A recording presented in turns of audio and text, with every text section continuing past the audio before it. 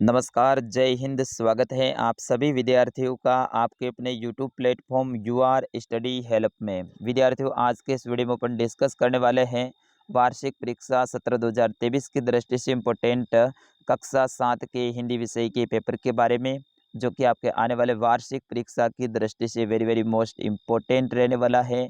और आप सभी विद्यार्थियों के लिए ये पेपर वरदान साबित होने वाला है। जिन विद्यार्थियों ने इस पेपर को अंत तक देख लिया और पूरा देख लिया, बिल्कुल उनको आपके हिंदी के विषय में अच्छे नंबर लाने से कोई भी नहीं रोक सकता है, क्योंकि ये पेपर आपके लिए बिल्कुल एग्ज़ाम में सपने वाला पेपर है। और पूरा का पूरा पेपर मैं उत्तर सहित लेके आया हूँ, ताकि आप जैसे लाखों विद्यार्थियों का फ़ायदा हो सके और आप परीक्षा में अच्छे अंकों के साथ में उत्तीर्ण हो। तो विद्यार्थियों, आपसे निवेदन रहेगा, इस पेपर को पूरा का पूरा अंत तक ज़रूर देखिएगा। बिल्कुल आपको यहाँ से काफ़ी कुछ फ़ायदा होने वाला है। और साथ ही आपने अभी तक हमारे चैनल को सब्सक्राइब नहीं किया है, तो विद्यार्थियों चैनल को सब्सक्राइब ज़रूर कर लेना है, क्योंकि आपका अपना चैनल है। आपके लिए हम इतनी सारी मेहनत कर रहे हैं, तो आप चैनल को सब्सक्राइब ज़रूर कर दीजिएगा। और अपना और अपने विद्यालय का नाम है वीडियो के कमेंट बॉक्स में ज़रूर लिखिएगा। विद्यार्थियों, वीडियो की शुरुआत करूं उससे पहले आपसे एक बार पुनः निवेदन रहेगा, चैनल को सब्सक्राइब और वीडियो को लाइक कर दीजिएगा। यहाँ पे सबसे पहले देखिए, आपको समय है वो 2.5 घंटे का दिया जाएगा या फिर 3 घंटे का दिया जाएगा, और आपका पूर्णांक है वो 70 नंबर का रहेगा। यहाँ पे सामान्य निर्देश दे रखे हैं, इनको आप पढ़ना चाहे तो पढ़ सकते हैं। अपन डायरेक्ट पहले प्रश्न की ओर बढ़ेंगे। पहला प्रश्न, हिमालय की बेटियां पाठ के लेखक कौन हैं? तो विद्यार्थियों, हिमालय की बेटियां पाठ हैं, इसके लेखक कौन हैं? ऑप्शन आपके सामने रहेगा, यतीश अग्रवाल, जिनेंद्र कुमार, शिव प्रसाद सिंह, नागार्जुन। तो विद्यार्थियों, इसका सही आंसर क्या होगा? ऑप्शन नंबर द रहेगा, नागार्जुन। हिमालय की बेटियां जो पाठ हैं, इसके लेखक हैं वो नागार्जुन हैं, तो ऑप्शन नंबर द रहेगा इसका सही उत्तर। बढ़ते हैं अगले प्रश्न की ओर। प्रश्न संख्या 2, चीकू को उठाकर सज्जों पर नीचे की ओर झांकने लगती थी। कौन झांकने लगती थी? बच्चे, युवतियां, बूढ़ी औरतें, घर की बहुएं। तो विद्यार्थियों, इसका सही आंसर होगा वो होगा आपका ऑप्शन नंबर ब, युवतियां। ऑप्शन नंबर ब रहेगा इसका सही उत्तर। विद्यार्थियों, ये पेपर में एक बार पुनः कहना चाहूँगा, वेरी वेरी मोस्ट इम्पोर्टेंट है, आप अंत तक जरूर देखिएगा। बिल्कुल यहाँ से आपको फायदा होने वाला है।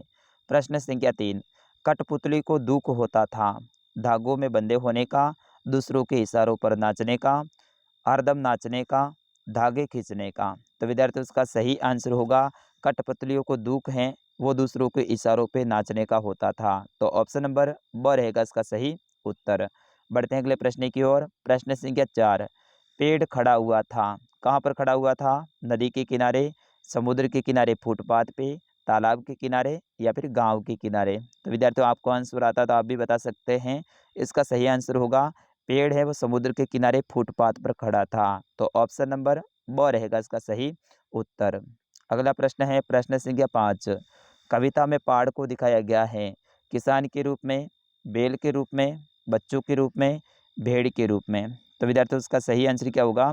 कविता में पहाड़ को किसान के रूप में बताया गया है, तो ऑप्शन नंबर अ रहेगा इसका सही उत्तर। जिन भी विद्यार्थियों ने ऑप्शन नंबर अ का चुनाव किया है, उन सभी का सही उत्तर है। बढ़ते हैं अगले प्रश्न की ओर। प्रश्न संख्या 6, समाचार का संधि विच्छेद है। तो विद्यार्थियों, समाचार शब्द हैं, इसका संधि विच्छेद क्या होगा? समधन आचार। ऑप्शन नंबर अ रहेगा इसका सही उत्तर। बढ़ते अगले प्रश्न की ओर। प्रश्न संख्या 7, मान शब्द में कौन सा उपसर्ग जोड़ने पर उसका अर्थ घमंड हो जाएगा? विद्यार्थियों, काफ़ी इंपॉर्टेंट ये प्रश्न है, और बिल्कुल ऐसा ही प्रश्न आपके एग्जाम में देखने को मिलने वाला है। तो बिल्कुल मान शब्द है, इसमें कौन सा उपसर्ग जोड़ेंगे घमंड बनेगा? तो अभी उपसर्ग जोड़ेंगे, ठीक है ना। तो जैसे कि अभी और पीछे मान लगा देना है, तो अभिमान हो गया। अभिमान का मतलब क्या होता है विद्यार्थियों? घमंडी होता है, तो ऑप्शन नंबर ब रहेगा इसका सही उत्तर। अगला प्रश्न है, मानव का विलोम शब्द है, मानव का विलोम शब्द क्या होगा? भक्षक, अनिंदा, दानव, अमानव। तो विद्यार्थियों, मानव का विलोम है वो दानव होता है, तो ऑप्शन नंबर श रहेगा इसका सही उत्तर। बढ़ते हैं अगले प्रश्न की ओर। प्रश्न संख्या 9, रिक्त स्थान की पूर्ति कीजिए, यानी खाली जगह को भरना है। पहली खाली जगह देखिए, रास्तों में खाली जगह सूख गया था, तो रास्तों में क्या सूख गया था? कीचड़, तो यहाँ पे आप कीचड़ लिख दीजिएगा। दूसरी खाली जगह देखिए, मैंने उनकी स्नेहपूर्ण आंखों की ओर देखा, तो यहाँ पे हो जाएगा स्नेहपूर्ण, ठीक है ना, घृणापूर्ण नहीं होगा, स्नेहपूर्ण। उनकी ओर कैसे देखा था? स्नेहपूर्ण देखा था। अगला देखिए ग, हिमालय की गोद में खाली जगह बनकर कैसे खेला करती हैं, पुत्रियां या फिर बच्चियां? तो विद्यार्थी उसका सही आंसर होगा बच्चियां। यहाँ पे हो जाएगा हिमालय की गोद में बच्चियां बनकर कैसे खेला करती हैं। अगला है ग, रोहिणी उठाकर अपने पति विजय बाबू, यहाँ पे पति आ जाएगा, ठीक है ना, पति विजय बाबू के पास में गई। बढ़ते हैं अगले प्रश्न की ओर। प्रश्न संख्या 10, निम्न प्रश्नों का उत्तर एक पंक्ति में लिखो, यानी आगे वाले जो प्रश्न है इनके उत्तर आपको एक लाइन में लिखने हैं। तो यहाँ पे देखिए पहला, घोंसला न मिलने पर पक्षी कैसे खुश रहेंगे? तो विद्यार्थी उसका सही आंसर होगा घोंसला न मिलने पर पक्षी ऊंची उड़ान भरकर खुश रहेंगे। क्या करके खुश रहेंगे? ऊंची उड़ान भर के खुश रहेंगे। उसी तरह से देखिए ख, लेखक के घर पे खिड़की पर कौन आकर बैठ गया था? तो विद्यार्थियों लेखक के घर पे खिड़की पर कौवा आकर बैठ गया था। अगला देखिए ग, नदियाँ दूर से देखने पे कैसी प्रतीत होती हैं? तो विद्यार्थियों उसका सही आंसर होगा नदियाँ दूर से देखने पे संभ्रात महिला की भांति प्रतीत होती हैं। अगला प्रश्न है प्रश्न संख्या ग, कठपुतली किन्हें तोड़ देने का आग्रह करती हैं? तो विद्यार्थियों उसका सही आंसर होगा कठपुतली अपने आगे पीछे बंधे धागों को बंधन को तोड़ना चाहती हैं, यानी उनके आसपास में धागे बंधे हुए हैं तो उनको तोड़ने का आग्रह करना चाहती हैं। अगला प्रश्न है प्रश्न संख्या 11, निम्न में से किसी 3 प्रश्नों के उत्तर दीजिए, यानी निम्नलिखित प्रश्नों में से किन्हीं 3 के उत्तर दीजिए, यानी प्रत्येक प्रश्न है वो आपके 3 नंबर का रहेगा। आगे जो प्रश्न आ रहे हैं विद्यार्थियों इनको अच्छे से आप रट लीजिएगा, याद कर लीजिएगा, ये आपके लिए वेरी वेरी मोस्ट इम्पोर्टेंट रहेगा। चलिए इसमें पहला देखिए, खून को भानुमति का पिटारा क्यों कहा जाता है? विद्यार्थियों आपको आता है तो आप जरूर बता सकते हैं। बाकी इस प्रश्न का उत्तर है खून को भानुमति का पिटारा इसलिए कहा जाता है, जिस प्रकार पिटारे में अनेक प्रकार की वस्तुएं रखी होती हैं, ठीक उसी प्रकार से खून में भी लाखों की संख्या में लाल कण, सफ़ेद कण, प्लाज्मा और प्लेटलेट्स कण समाये हुए होते हैं, इसलिए खून को भानुमति का पिटारा कहा जाता है।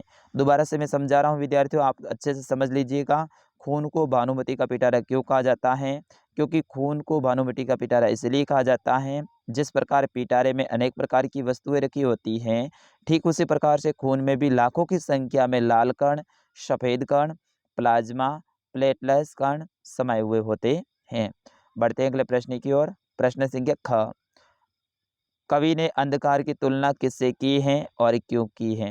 तो विद्यार्थियों उसका सही आंसर होगा कवि ने अंधकार की तुलना भेड़ों के गले से की है, क्योंकि जिस प्रकार भेड़ों के झुंड में भेड़ एक दूसरे से सटकर इकट्ठा हो जाती हैं, ठीक उसी प्रकार से शाम होते अंधकार भी चारों ओर फैल जाता है। अगला प्रश्न देखिए इसमें ग, खिलौने वाले के आने पर बच्चों की क्या प्रतिक्रिया होती थी?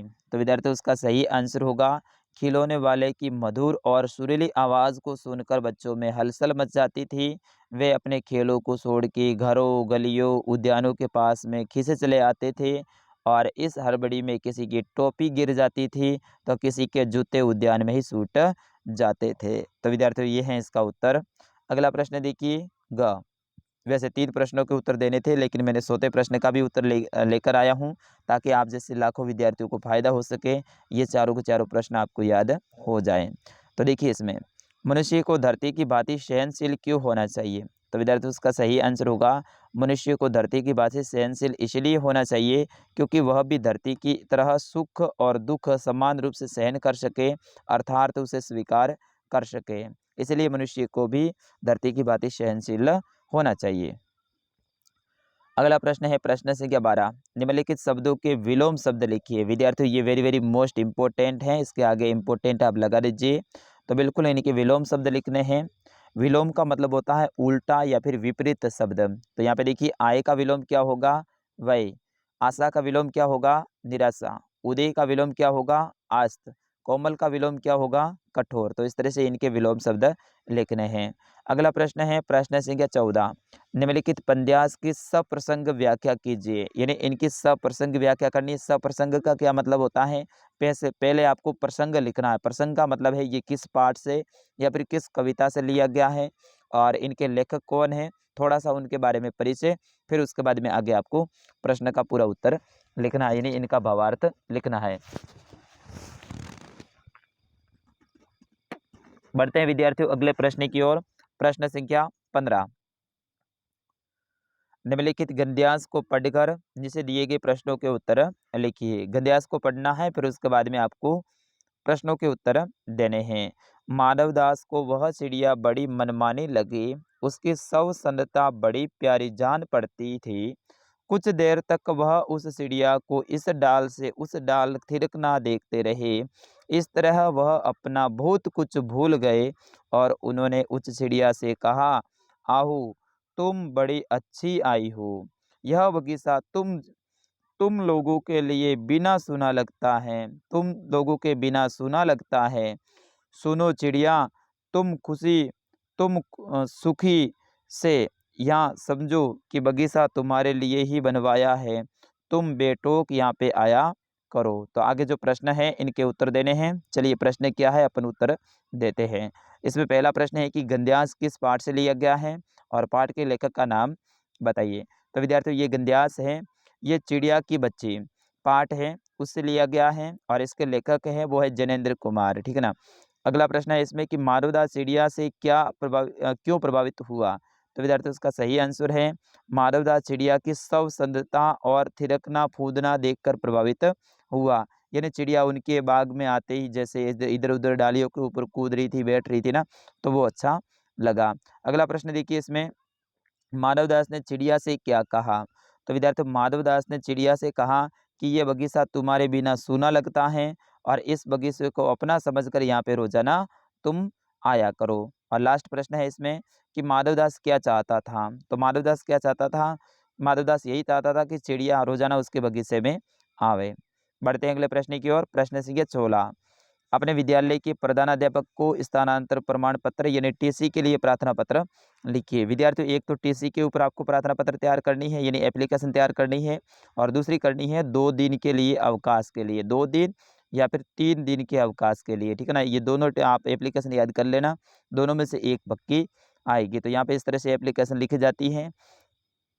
फिर उसके बाद में बढ़ते हैं, या फिर एप्लीकेशन नहीं है तो फिर उसके बाद में अथवा में ऑप्शन मिल जाएगा, अपनी बहन के विवाह में मित्र को बुलाने के लिए एक पत्र लिखना है।